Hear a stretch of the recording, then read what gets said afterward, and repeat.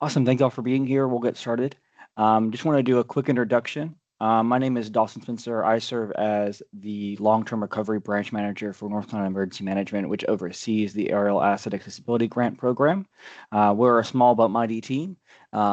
We will be working with you and the applicants throughout this process. We've also convened the panel who will be reviewing the applications. I will not be a part of that panel, but there will be a panel for review. I also want to let you all know that this meeting is being recorded just for record purposes as well. So just want to let you know about that. What we'll do today is we'll do a NOFO reading. So I'll do some of the highlighting parts of the NOFO to make sure we're all on the same page. After that, I'll give the opportunity for Q&A and then conclusion. Does that work with everyone? Any questions or concerns? It works. Okie dokie. Well, I'll start sharing my screen now. Are you able to see the Word document? Yes. Awesome. Okay, so let's get started. So eligibility, we'll talk about in a moment, but we do want to highlight that only people or units of local government that own an airport that were in operation before or after Tropical Storm Helene are applicable. The deadline for this application process, it will be May 15th, 2026 by close of business. As mentioned, we did talk about the eligibility of the applications. So it is both the persons or units of local government that owns an airport that was either in operation before Tropical Storm Helene or caused damage due to the tropical storm. There's also a couple other tidbits that we want to highlight that are a little special to this grant program. To qualify, the airport must meet the following requirements. It must have a fuel available 24 hours a day, 7 days a week. The county where the airport is located must enter into agreement that the state untethered access to any facilities provided under the program. It must have an on-site aviation mechanic offering services to the public and during states of emergency. And it must be capable of remaining open 24 hours a day, 7 days a week. Airports classified as commercial service airports by the FAA are not eligible under this grant program. So if you considered a commercial service airport by the FAA, you're not able to apply under this grant program. The categories of work, there are two main categories. The first is damaged infrastructure, and the second is emergency preparedness. The first one is probably what you imagined it to be. It is repairs, replace, or restores infrastructure on airport property, such things as terminals, runways, gates, hangars, roads, structures that were damaged by TS Helene. Applicants for this grant must pursue insurance coverage and federal aid prior to being awarded a grant for these purposes. The second option is, I said, it's the emergency preparedness aspect. That is meant to improve the capacity of emergency preparedness and disaster response through capital projects and infrastructure and communication improvements on airfield property. Eligible recipients must demonstrate how the project or improvement will increase emergency preparedness and disaster response. The grant program was funded up to $28 million. Grants will be limited to a maximum of $5 million for a single recipient, and the total grants will only be allowed to have 2 per each county. I will say that we are aware that if you have a hangar that was destroyed or an airport road that was destroyed, or you want to maximize your communication or get a new apparatus for your fire department, that will be more than $5 million. We understand that. You do not have to make us the totality of your project. So if you want to apply for something that's more than $5 million, you are welcome to do so. Just be able to explain where the revenue might be coming from elsewhere. But we do understand that $5 million probably won't solve each of the project's problems. And so you're able to dip into other grant programs or other revenue sources. I'd also like to share that there is no cost share requirement, and this is a reimbursement basis, and that no admin costs will be eligible. We did mention some type of projects above, but we also like to put some here as well, just to make sure that we're clarifying and maybe get some creative juices moving about what you might be able to use the grant program for. But due to the fact that you're here today, I imagine you already have something in mind. The period of performance, or the POP, will be 36 months after the date of the award being signed. It's also very important. The law did stipulate that we are allowed to prioritize awards to certain grantees, and this kind of gives us the language of how that will be processed. Key target dates will be the May 15th, as I mentioned above, as well as July 2026 application notifications and August 2026, the signed grant agreements will mostly happen during that timeline. This is a key target. So sometimes we're a little off, sometimes we're a little early, but this makes us know that we're going to have a pretty good, we'll have this wrapped up between August and September.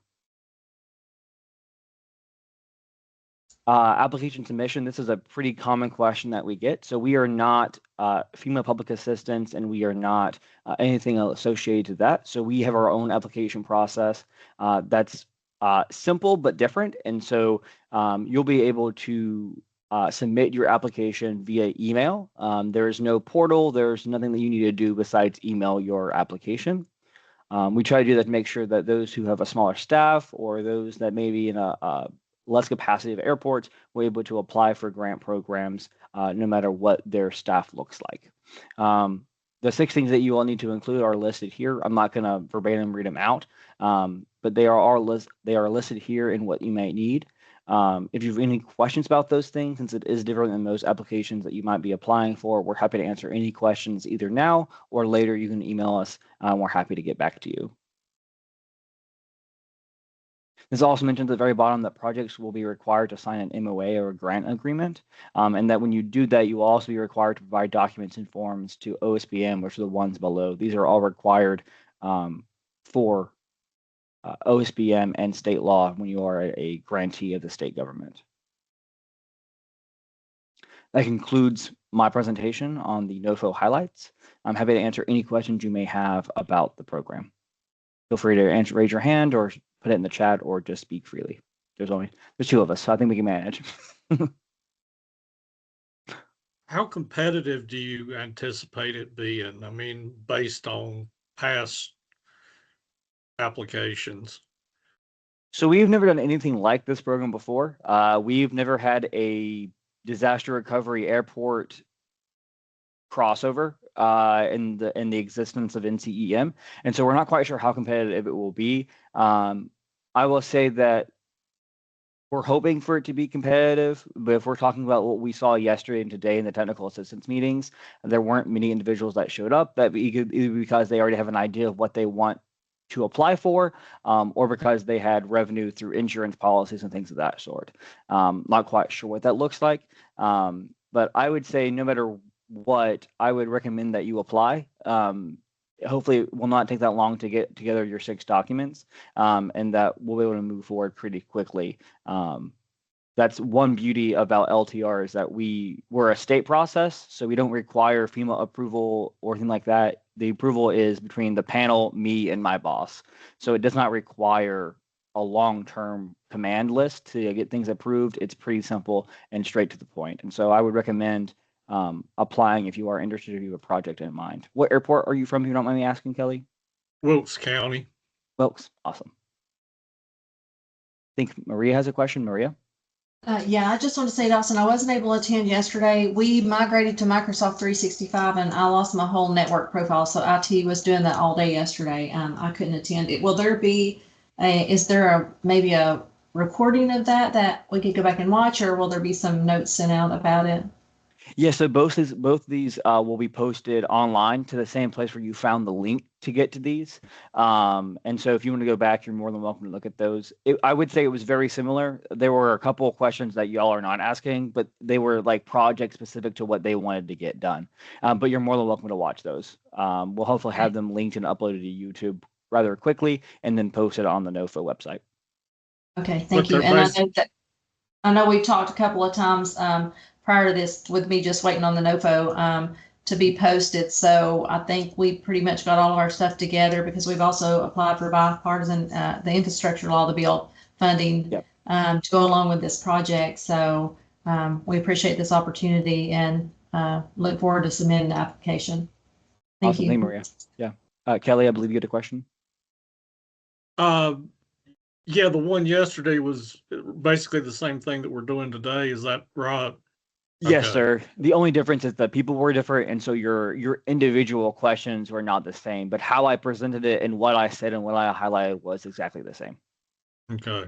Yep. Okay, thank you. I misunderstood. I thought they were 2 separate meetings. Oh, I'm sorry. for different things. Yeah. Thank you for No, ma'am. clarifying. We just do two of them because you may not make one on Tuesday, but you can make on the one on Wednesday, similar to your case, Maria. We just want to give two options. All right. And we do. Thank you, Kelly, for asking that question. Yeah, I'm sorry. Maybe I didn't explain that well enough, but thank you for catching that, Kelly. Thank you. Awesome. Well, if you have any further questions, I'll hang out for a little bit. But that's all that I have for y'all. And thank you all for considering to apply for the grant program. If you have any questions, please feel free to reach out to us. I will drop my email in the chat as well as the branch's email as well. Great. Thank you so much. Hope you all have a wonderful day. You as well. Bye-bye. Thanks. Bye.